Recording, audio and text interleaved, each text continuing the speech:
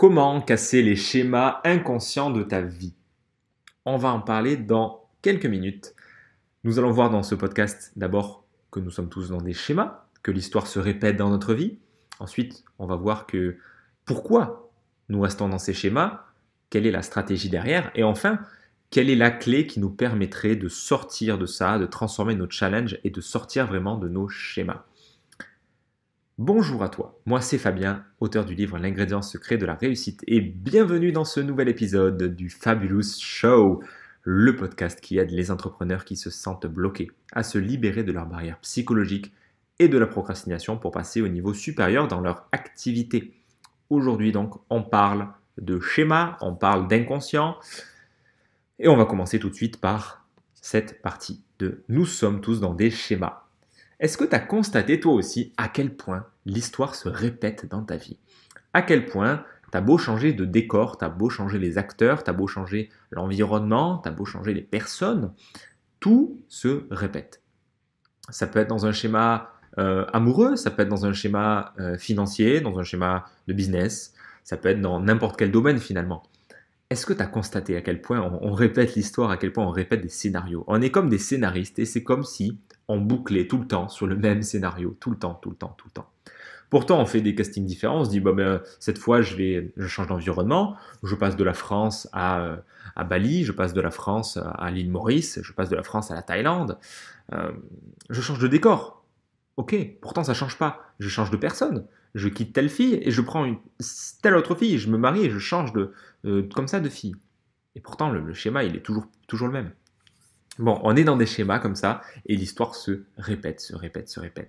Moi, tu vois, j'ai un exemple parfait de schéma que je te partage en toute transparence. Je lance un projet, j'ai l'excitation, j'avance dans ce projet, je passe à l'action encore et encore, je suis tout excité. Donc au début, tu vois, j'ai l'idée, je le structure, je mets en place l'habitude, je passe à l'action encore, de façon assez active, proactive. Et très vite, les résultats ne sont pas à la hauteur de ce que j'attends. Je suis frustré. Il y a une forme il y a la traversée du désert qui se manifeste. Et là, j'arrête. Je commence à avoir avant d'arrêter, je commence à avoir une idée. Je me dis, ça serait bien que je fasse comme ci. Peut-être c'est mieux que je fasse comme ça. Et je commence à glisser là-dessus. Syndrome du shiny object. L'objet brillant, je saute sur un objet brillant et hop, je coupe le projet d'avant et parce que le nouveau est tellement mieux, tellement plus intéressant. Et de toute façon, ça ne marchait pas. Traverser du désert et compagnie. Et ça, c'est un magnifique schéma de ce qu'on pourrait appeler auto-sabotage. Non, c'est juste un schéma magnifique de je crée quelque chose et je ne vais pas jusqu'au bout. On en parlera dans un prochain podcast d'ailleurs. Ça sera probablement le prochain. En fait, j'abandonne parce que ça devient difficile et je répète un schéma de quand c'est difficile, je ne m'engage pas totalement. Je ne suis pas pleinement commit dans le projet, j'arrête parce que ça devient inconfortable et je vais choisir la nouveauté, je vais choisir quelque chose de plus confortable. Et ça, c'est typiquement le schéma dans lequel j'étais et que j'ai décidé de cesser de nourrir en fait. À partir de maintenant, j'ai décidé de cesser ça, et continuer plutôt dans un projet et vraiment le faire persévérer, le faire durer. Et c'est exactement ce qui est prévu avec ces podcasts et avec les interviews. C'est quelque chose que j'ai prévu de faire durer pour ne pas retomber dans cet énième schéma parce que cette fois, je l'ai vraiment clairement identifié. Et toi, de quelle façon tu as un schéma dans lequel tu te répètes? À quel point il y a un schéma que tu fais exister tout le temps dans ta vie? Je te laisse quelques instants pour laisser venir à la conscience, peut-être que tu en as déjà en tête. Et en fait, tu vas constater à quel point c'est simple, la raison pour laquelle on est dans ces schémas. La raison première, pourquoi finalement on reste dans ces schémas, c'est que c'est facile. C'est que c'est la simplicité. C'est que c'est l'automatisme. Ça ne coûte pas d'énergie en fait. Enfin, c'est ce qu'on se dit en tout cas. C'est économe pour le cerveau parce qu'on reste dans une forme d'habitude, dans une forme de quelque chose de connu. Et c'est pour ça que ça peut être surprenant, mais il y a des femmes battues, il y a des personnes qui restent dans des contextes absolument terribles parce que c'est connu. Et ça serait plus inconfortable de changer, de quitter ce mec qui me bat, plutôt que rester dans la situation et continuer à me faire violenter. Je sais que ça paraît fou. Pour certaines personnes, c'est dur à entendre. Et pourtant, c'est une réalité. Il y a des chiffres, il y a des personnes, il y a beaucoup Il y a un certain nombre, après, je n'ai pas fait des études j'ai pas étudié le sujet précisément, mais il est clair qu'il y a des personnes qui préfèrent rester dans des situations, dans des relations où elles sont malheureuses, où elles se font frapper, plutôt que changer, plutôt que quitter et aller vers l'inconnu, et aller vers le célibat, et aller se retrouver seul face à soi-même. Et même si elles le font, s'il n'y a pas de temps, ce qu'on va voir ici, là, s'il n'y a pas de temps de réflexion, s'il n'y a pas de temps pour tirer des enseignements de ce qu'on a vécu, tirer des leçons quelque part, des enseignements de ce qui a été vécu, ben, je vais reproduire le schéma et elles vont retourner chez des personnes, elles vont retrouver des mecs qui vont les mettre dans les mêmes circonstances de vie. Alors, j'ai pris un exemple extrême, les femmes qui se font battre, qui se font frapper, ça peut être pareil dans le business, ça peut être pareil dans ta vie, financière. Tu peux répéter comme ça des schémas, tout le temps. Donc, on reste dans ces schémas en particulier parce que c'est facile, parce que c'est confortable. Ça ne veut pas dire que c'est agréable, mais c'est confortable parce que ça n'invite pas à se remettre en question. C'est toujours répliquer un même modèle et c'est économique pour le cerveau. Il aime bien ça, le cerveau, parce que c'est simple. Ça, c'est la raison de base, j'ai envie de dire. C'est pourquoi à niveau superficiel, le cerveau, il nous fait faire ça. Maintenant, il y a une raison plus subtile, c'est que, en fait, quand on arrête le schéma, quand on finit, je veux dire, le niveau 1 de schéma, c'est un peu comme si, tu vois, il y avait différents niveaux. Je fais le niveau 1, puis niveau 2, puis niveau 3, et je répète le niveau 1. Et en fait, j'ai pas pris le temps, entre le niveau 1 et le niveau 2, entre le premier schéma et la répétition du schéma, j'ai pas pris le temps de m'arrêter et de me poser. Et j'ai pas pris le temps de mettre comme ça un espace de respiration entre le premier schéma et la répétition du schéma. Parce que si je l'avais fait, je me serais peut-être donné la permission de ne pas réitérer le schéma et j'aurais peut-être pu continuer en fait sans que ça soit un schéma. Et ceci dit, voilà, quand je dis schéma, c'est donc un événement, pas un événement, mais un processus qui se répète dans ta vie. Ça peut être un schéma de compulsion alimentaire, ça peut être un schéma de colère, ça peut être un schéma de dette d'argent, ça peut être un schéma de j'attire une personne qui me fait souffrir dans ma vie relationnelle, ça peut être un schéma de n'importe quel ordre. L'idée, c'est que tu as juste donc un événement qui se provoque une fois, tu as un événement, un processus qui a lieu une fois, ça se passe, je le vis pendant un mois, 2 mois, 1 an, 2 ans, et puis je le revis. 2e fois, 3e fois, 4e fois. Et ça peut se répliquer comme ça un certain nombre de fois. Ça, c'est ce que j'appelle les schémas. Et ce qui permet d'entretenir ces schémas et de les revivre, c'est l'inconscience. C'est le fait de ne pas mettre la lumière dessus. C'est le fait de les laisser dans l'ombre, de les laisser tapis dans l'ombre. Et ça, c'est quand je suis dans la réaction, dans la réactivité, je suis dans la rapidité, dans la furtivité, je cherche à être tout de suite dans l'action, trop vite. Par exemple, du coup, je lance mon projet, je suis dans la traversée du désert et très vite, mais en fait non, c'est inconfortable, j'évite cet inconfort, j'évite le vide et hop, je remplis ce vide avec un nouveau projet, avec quelque chose qui va m'exciter. Je suis dans une relation, ça me convient pas, enfin je suis dans une relation, c'est bof, c'est pas terrible, il commence à y avoir une traversée du désert alors que ça s'est peut-être très bien passé avant. Et hop, je vais aller chercher très vite une autre personne, même si ça m'a pas convenu. Je prends pas le temps de vivre le célibat. Non, le célibat c'est pas pour moi. Je comble le vide à travers une autre relation tout de suite et je vais répliquer la même chose. Et c'est pareil, tout le temps. C'est pareil dans niveau financier par exemple. Tiens, j'achète une formation et je commence à suivre la formation. Ah, mais en fait, j'ai pas les résultats. Donc, j'achète une autre formation. Il y a cette forme dans les schémas, il y a cette forme de répétition. Il y a une forme de répétition, de récurrence. Il y a une forme de rapidité aussi. C'est-à-dire que je ne prends pas le temps de m'arrêter, de plonger dans ce vide et de célébrer et de tirer les enseignements de l'expérience que j'ai vécue. Donc, au final, ce qui fait que les schémas existent, c'est d'éviter ce que j'appelle l'hiver, c'est d'éviter les downs. C'est-à-dire quand tu es dans le down du projet, dans le down de cette partie de ta vie, dans ce domaine de vie, dans n'importe quel domaine, c'est que en fait on évite l'hiver. Quand on est dans ce down et que très vite on l'esquive, on ne veut pas vivre ce désagrément, on ne veut pas plonger dans le vide, alors on va vite remplir pour ne pas vivre cette période-là. Et du coup, on réplique le schéma, on retourne printemps, été, automne, hop. Et dans tous les projets, c'est comme ça, il y a un peu ces 4 phases-là. Printemps, c'est parti, ça démarre à fond, à fond, à fond, j'ai les idées, ouais, go, go, go, go. L'été, ça se passe bien, il y a les résultats, ça fleurit, il y a les fruits et tout, c'est génial, les légumes. Et puis l'automne par contre, ça commence à tomber, il y a un peu il y a une perte un peu une perte d'envie, c'est bof, c'est un peu le déclin, quoi. Il y a tout il y a tout qui se referme un petit peu, il y a une énergie de fermeture, entre guillemets. Et ensuite, l'hiver. L'hiver arrive et là, oh là là, c'est la neige, euh, c'est justement, il y a ce vide, il y a ce calme, tu es dans la nature, c'est tout calme et tout. Il y a pas, il y a pas- la nature se repose, la nature est en jachère.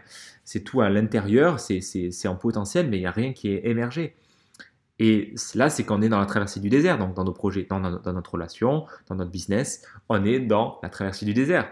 Et ça, c'est le truc désagréable à vivre. Et ça, je ne veux pas le vivre, donc je l'esquive. Donc je vais faire très vite en sorte de quitter ces 4 saisons qui ne me plaisent pas et je vais retourner vite au printemps, mais sur autre chose. Et je vais relancer un cycle. Je vais relancer un nouveau projet. Je vais relancer une nouvelle relation, etc., etc., etc. Donc tu comprends l'idée? On évite l'hiver, on esquive gentiment, ni vu ni connu, hop, j'esquive la saison hivernale que je ne veux pas vivre parce que c'est désagréable pour moi, parce que ça me fait plonger dans le vide. Voilà pourquoi on reste dans ces schémas.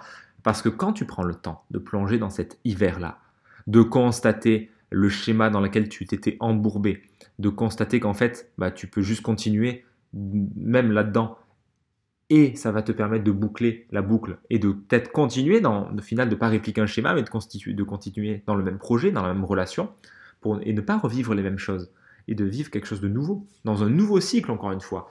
Mais du coup, tu n'es plus dans l'évitement de ce cycle total d'éviter l'hiver.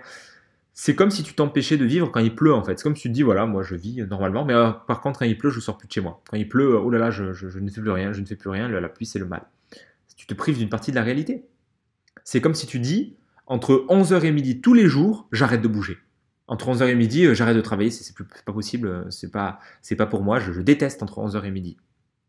Ça n'a aucun sens dans une journée. On a codifié ça. Voilà, il y a 24 heures, rotation de la Terre autour du Soleil. Ok, c'est une circonvolution, le jour, la nuit, machin. 24 heures. Ok.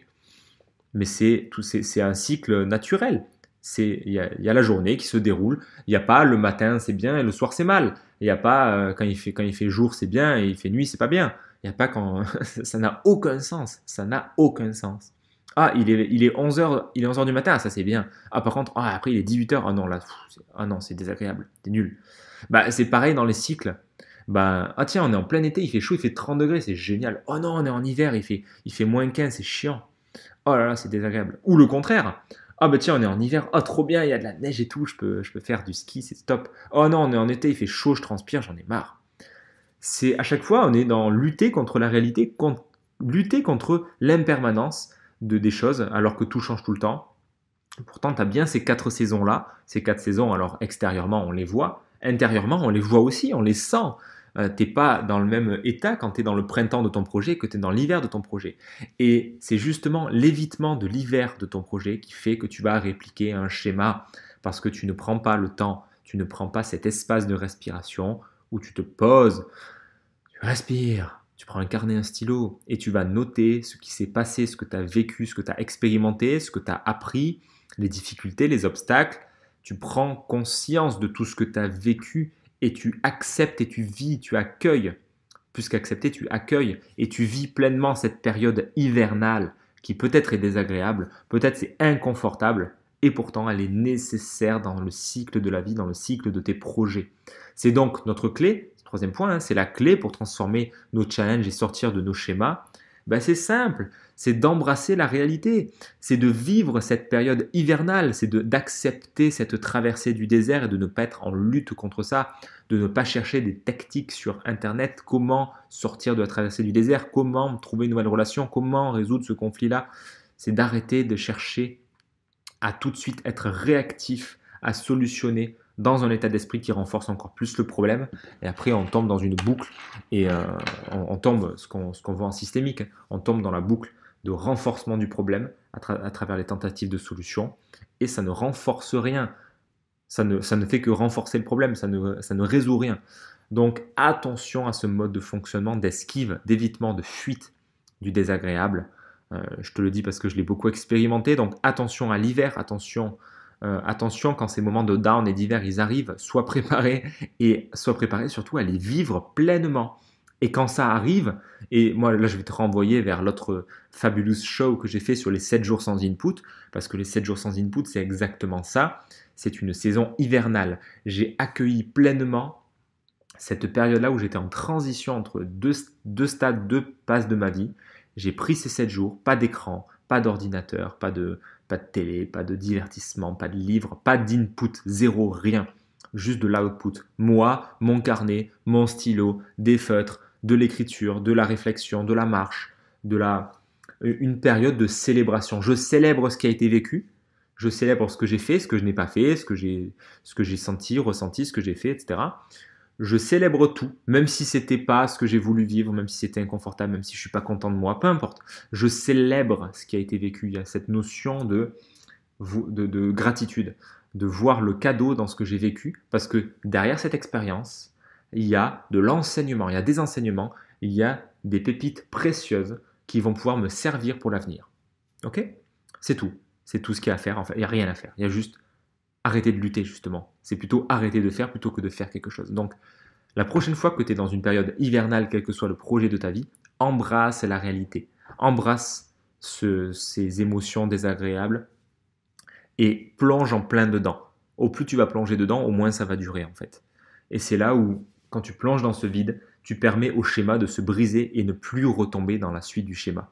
Tu vas renouveler une saison, tu vas retourner ensuite en printemps, été, automne, hiver, mais tu ne vas pas redémarrer autre chose. Tu ne vas pas continuer le cycle. Tu vas pas, enfin en tout cas, reproduire le schéma, reproduire l'histoire. Tu vas juste continuer finalement le même cycle, mais dans d'autres saisons. Donc tu vois, c'est comme si à chaque fois que tu changeais de projet, imagine que c'est un trou finalement, bah, plutôt que creuser et reboucher 15 000 trous dans ton jardin, bah, tu vas creuser et reboucher le même trou. Tu vas recreuser et boucher le même trou. Donc tu vas boucler, bon l'image elle est un peu bizarre, mais tu vas simplement être sur un même, tu vas rester sur le même projet. Et tu vas, au lieu de partir sur autre chose, tu vas juste plonger dans l'hiver, tu vas tirer les enseignements. Et peut-être que la conclusion, ça sera de quitter le projet. Peut-être ça sera de changer de relation. Mais tu ne l'auras pas fait en réaction à, tu ne l'auras pas fait parce qu'il y a le shiny object et parce que oh, l'herbe est plus verte ailleurs et parce que je fuis l'inconfort. Tu le feras parce que c'est la chose juste à faire. Et c'est pas du tout la même chose. Ok, donc pour résumer, c'est très simple. Nous sommes dans des schémas qui se répètent parce qu'on ne met pas de la conscience dessus. Parce que c'est facile de rester dans des schémas, c'est confort, c'est économe en énergie. On reste dans ces schémas parce qu'on évite profondément une partie du réel, on évite ce qu'on appelle traditionnellement la traversée du désert dans le business, mais ça marche dans tous les domaines de vie.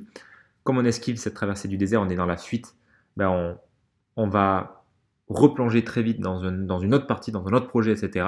Et comme on va à chaque fois fuir, on ne prend pas le temps de cette expiration, de vivre cette période hivernale, de tirer les enseignements qu'il y a à tirer pour transformer les expériences, les challenges en conscience, vraiment en apprentissage, en expérience.